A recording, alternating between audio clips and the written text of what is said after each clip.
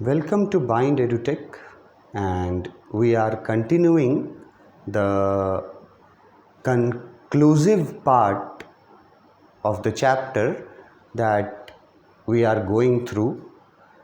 इस चैप्टर में हम लोगों ने पिछले वीडियो में ये पढ़ा कि ऑथर नरेटर अपने केबिन में जाते हैं, अपने बेड पे जा कर के सो जाते हैं और सरप्राइजिंगली वो सोते हैं। लिखा हुआ था आई स्लेप्ट अमेजिंगली।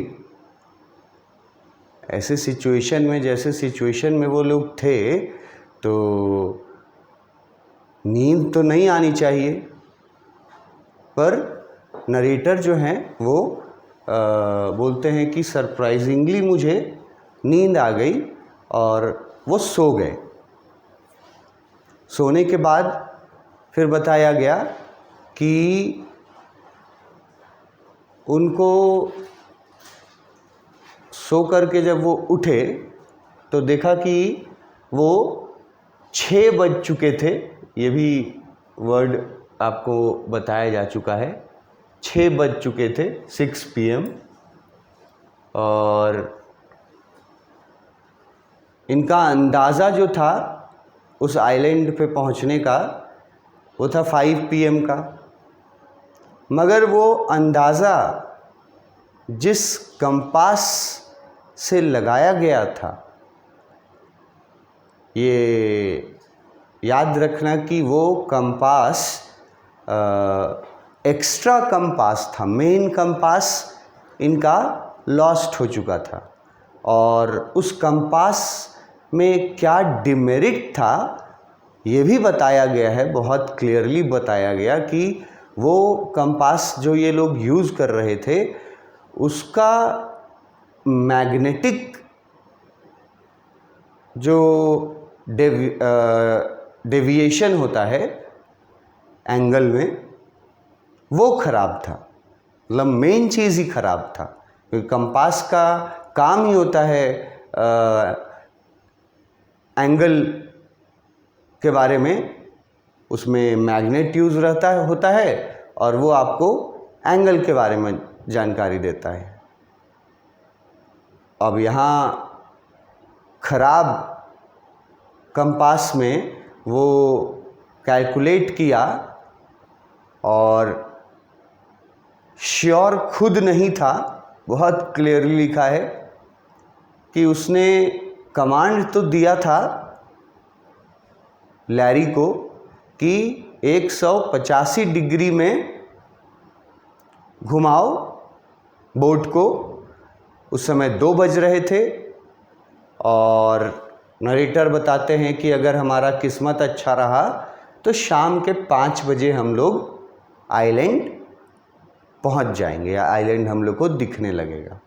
ये अंदाज़ा, ये कैलकुलेशन किया था नरेटर ने उस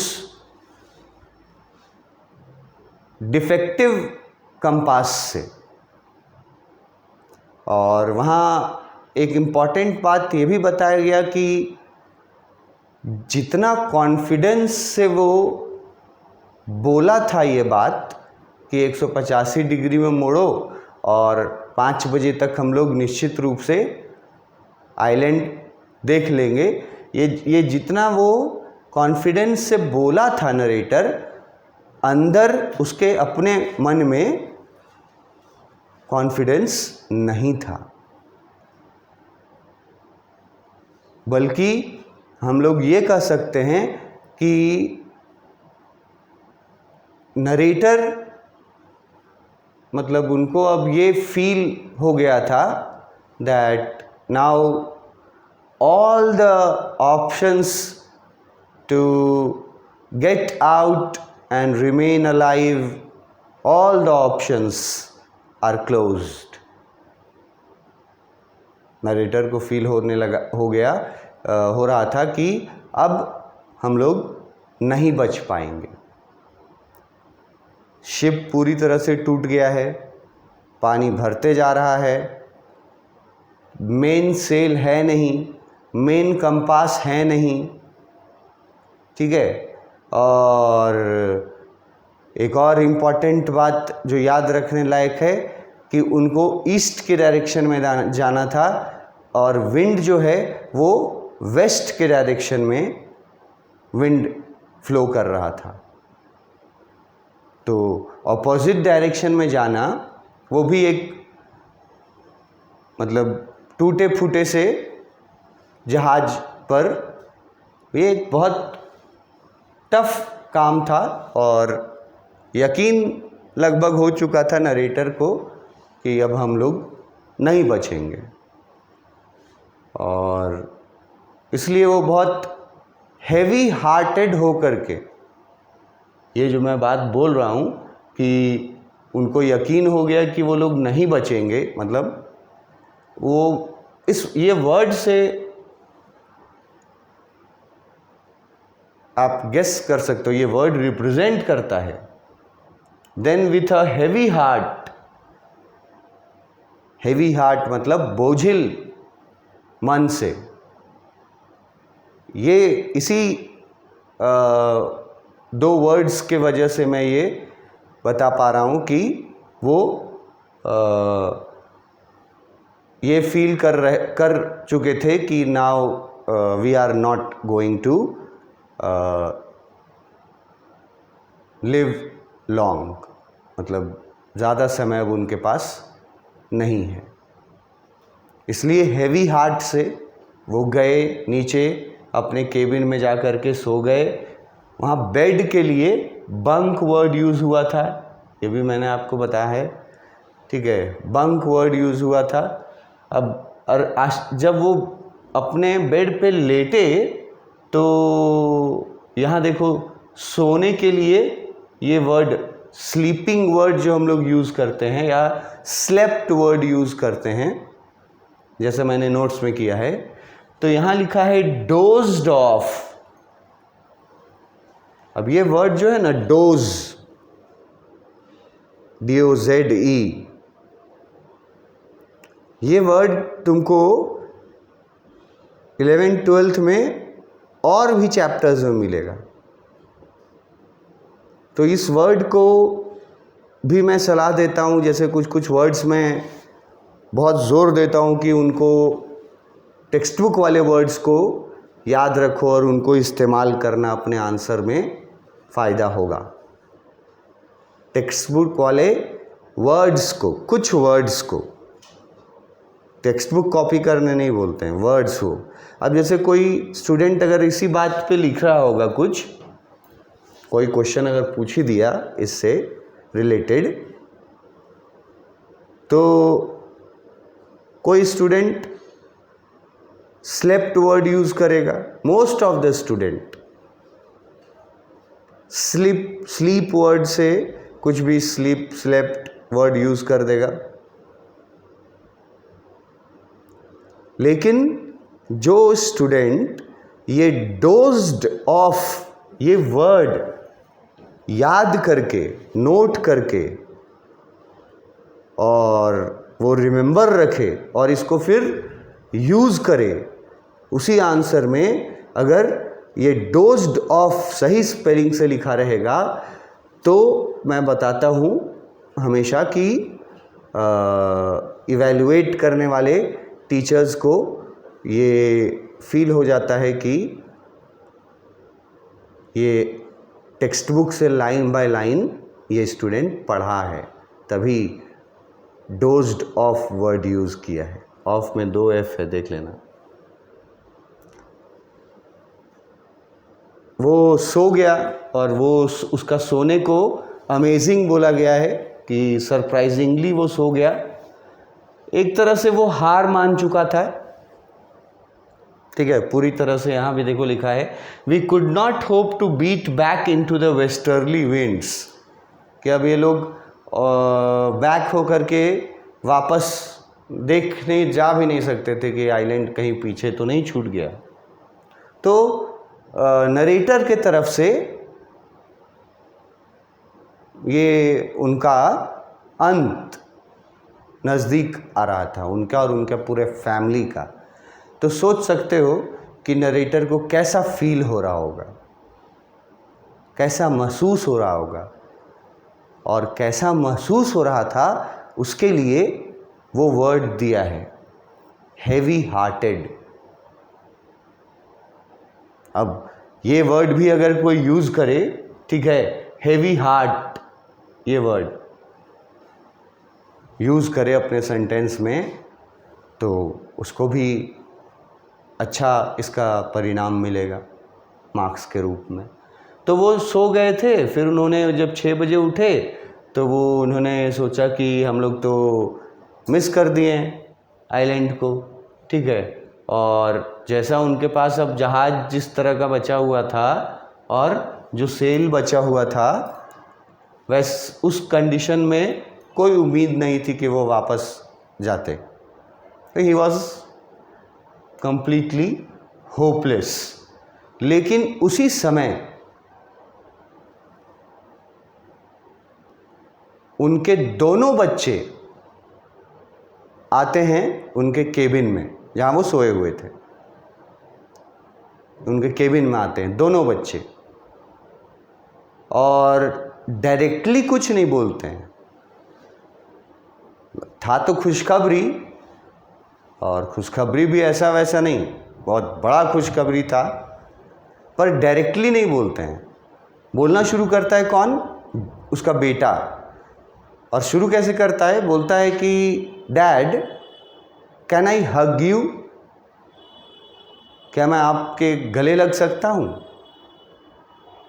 तो उसके डैड पूछते हैं कि गले क्यों लगना चाहते हो? तब वो जवाब देता है, उसका जवाब बहुत इम्पॉर्टेंट है। यहाँ पूछा ना, why am I getting a hug now? क्यों, मतलब क्या ऐसा है अभी? तो क्योंकि नरेटर के अनुसार तो सब कुछ ख़त्म हो रहा था, तो फिर गले क्यों मिलना चाहते हो? तो उसका बेटा का जो आंसर था वो, ये बहुत इम्पॉर्टेंट है, इसको याद रखना हम कोट करके, यही words, because you are the best daddy in the world, whole world, and the best captain. ये उसका बेटा का जवाब था कि क्योंकि आप इस दुनिया के सबसे अच्छे डैडी हैं और सबसे अच्छे कप्तान भी हैं। कप्तान मतलब शिप के कप्तान। तो उसका डैडी मतलब नरेटर, ये नरेटर जब सुनता है तो नरेटर भी एक सेंटेंस बोलता है, फ्यू वर्ड्स बोलता है not today John, I am afraid. I am afraid का मतलब ये नहीं है कि वो डरा हुआ है नरेटर, नहीं, ये सिंबलाइज करता है। ये बोलता है कि आज मैं न तो अच्छा कप्तान साबित हुआ, न तो अच्छा डैड साबित हुआ। वो अपने सन को रिप्लाई देता है, ठीक है। तब मतलब कि फिर बोलती है बेटी जो वहीं खड़ी थी, वो बोलती है कि नहीं डैड, आप जैसा बोल रहे हो कि आज आप सबसे अच्छे डैड और सबसे अच्छे कैप्टन का जिम्मेवारी नहीं निभा पाए हो, ये गलत बोल रहे हो आप।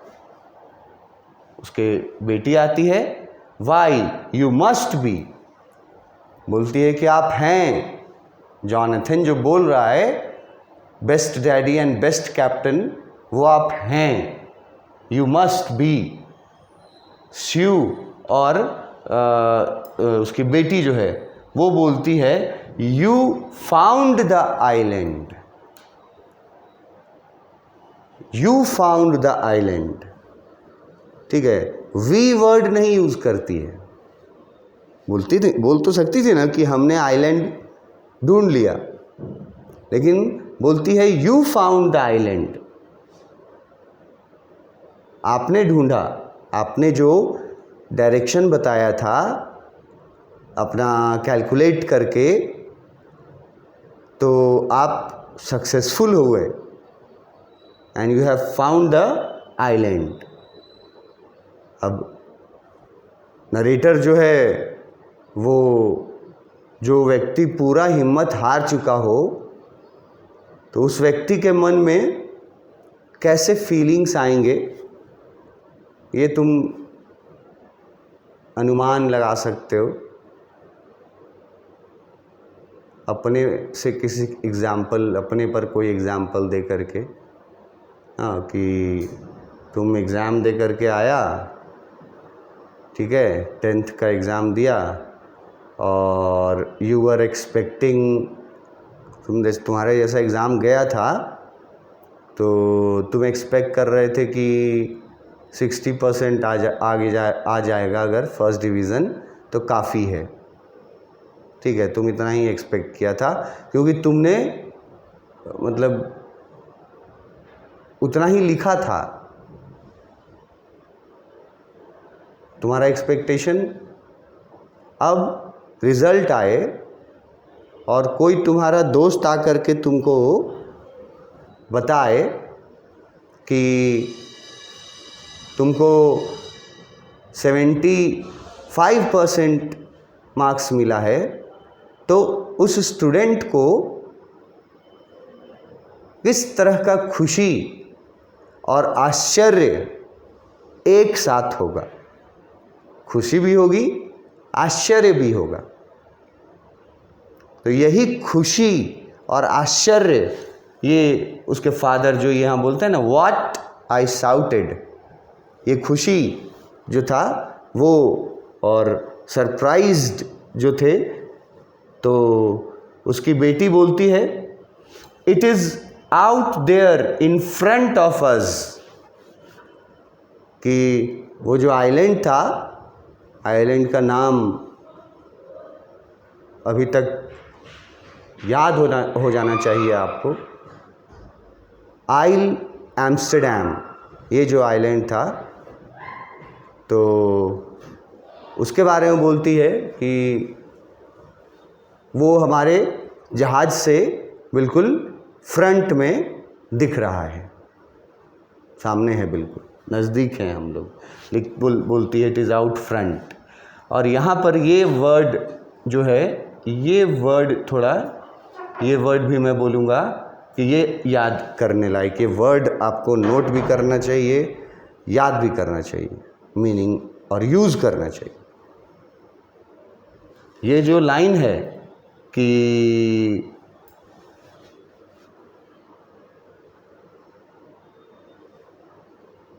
जो आइलैंड है वो ठीक हमारे बोट के सामने है, नज़दीक है, ये लाइन एक साथ दोनों बच्चे बोलते हैं, एक साथ दोनों बच्चे।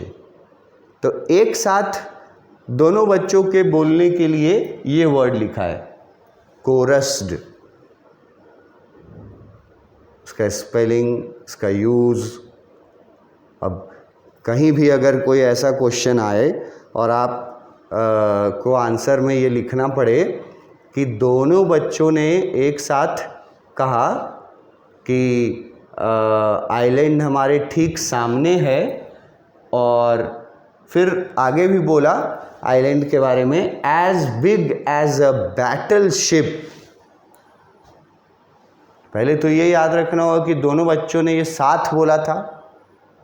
अब कॉमन अगर किसी को जैसे याद रहता है ये बात कि दोनों बच्चों ने ये साथ में बोला था, लेकिन जब वो लिखेगा आंसर तो बहुत सारे बच्चे लिखेंगे कि both of them told their father, told word use कर देंगे। वो गलत भी नहीं है, उसका मार्क्स कटेगा नहीं, लेकिन अगर कोरस्ड वर्ड यूज़ किया जाए तो एक्स्ट्रा जो एक मार्क होता है वो मिलने का संभावना ज़्यादा रहता है, क्योंकि कोरस्ड वर्ड वही यूज़ करेगा ना जो पढ़ा हो लाइन बाय लाइन, समझा हो, वही यूज़ करेगा। जो नहीं पढ़ा है वो कहाँ से यूज़ करेगा कोरस्ड। अगर सुन भी लिया खाली तो लिख भी देगा, लेकिन कोरस्ड वर्ड अगर यूज़ करके लिखते हैं तो आपको उसका बेनिफिट मिलता है इवैल्यूएटर की तरफ से, कॉपी चेक करने वाले की तरफ से। और बोलता तो है ही पहला कि वो हमारे सामने है शिप के, और उस आइलैंड को वो लोग कंपेयर करता है किसी चीज़ से। ये अलग सवाल है, एक बन सकता है कि किस चीज़ से कंपेयर करता है उसको। तो एकदम क्लियरली बोलता है, दोनों बच्चे बोलते हैं एज बिग एज बैटलशिप। ये देखो ये वर्ड है। अब ये वर्ड भी तुमको याद रखना होगा, और ये आसान वर्ड है। बैटल मतलब लड़ाई होता है, वॉर मतलब भी लड़ाई होता है, WAR, ठीक है। तो वॉर मतलब भी लड़ाई और बैटल मतलब भी लड़ाई। तो आप अगर वॉरशिप लिखते हैं, नेवल वॉरशिप लिखना पड़ेगा, नेवी का वॉरशिप, या मैं ज़्यादा बेहतर बोलूँगा कि अपने सेंटेंस में आप बैटलशिप वर्ड का ही इस्तेमाल कीजिए। तो दोनों बच्चे बताते हैं कि वो आइलैंड जो है ना वो बैटलशिप जैसा दिख रहा है, as big as a battleship. तो ये उस आइलैंड का साइज, एरिया के बारे में हिंट किया गया। अगर पूछ दिया किसी तरह से कि वो आइलैंड जो था उसका साइज बच्चों को किस चीज़ के जैसा लगा, तो बैटलशिप के जैसा लगा, ठीक है। बैटलशिप क्या होता है यहाँ, और यहाँ इस स्टोरी में, ठीक है, ये होता है वॉरशिप। मैंने बोला जो जहाज अपने साथ लड़ाकू विमान और बहुत सारे जो आर्मरी होता है वो लेकर के चलता है, पानी जहाज। तो उस पानी जहाज को बैटलशिप कहते हैं। मैंने इसका पिक्चर भी आपको दिखाया है, बैटलशिप्स, एक दो ठो बैटलशिप्स का प्रीवियस सीए में। तो अब जैसे ही वो बताती है कि बैटलशिप जो है उसके जैसा बड़ा है वो आइलैंड जहाँ से इनको दिख रहा है ना।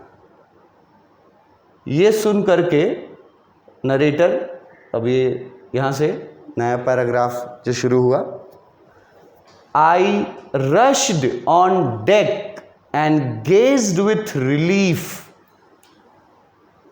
I rushed on deck and gazed with relief. यहाँ 3 वर्ड है। पहला rushed, दूसरा deck और तीसरा gazed। तो रश को लिख करके बताने का तो कोई ज़रूरत नहीं है। RUSH रश यूज़ होता है, और रश का मतलब होता है टू बी इन अ हरी।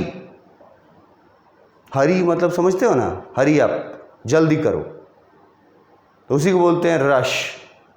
किसी जगह जाना है तुमको, लेट हो रहा है, तो तुम रश करोगे उस तरफ, जल्दी से वहाँ पहुँचना चाहोगे। तो वो कहाँ पहुँचा? डेक पे पहुँचा। बेटी का बात सुनने के बाद और बेटा का बात सुनने के बाद वो जल्दबाजी में, एकदम हड़बड़ाहट में उठा और डेक पर पहुंचा।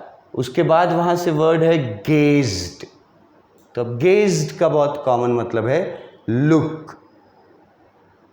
और सामने जो उसको दिखा जो चीज़, वो चीज़ उसको क्या प्रोवाइड करती है? रिलीफ। रिलीफ का मतलब आराम। इसके आगे नेक्स्ट क्लास में कंटिन्यू करेंगे। Thank you.